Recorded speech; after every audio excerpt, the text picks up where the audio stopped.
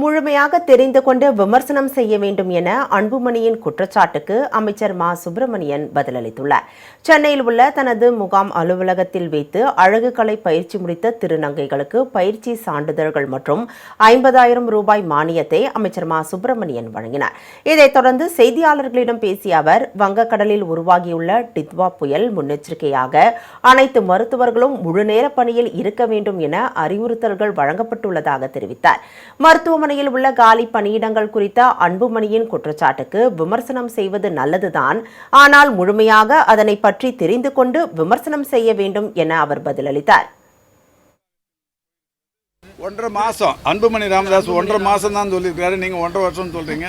1.5 மாதத்துக்கு முன்னாடி இடமாறுதலுக்கான அந்த இது செஞ்சுருக்கிறாங்க. அந்த பதவி உயர்வு சம்பந்தமான கோப்பு அரசு நிர்வாகத்தில் போயிருக்கிறது.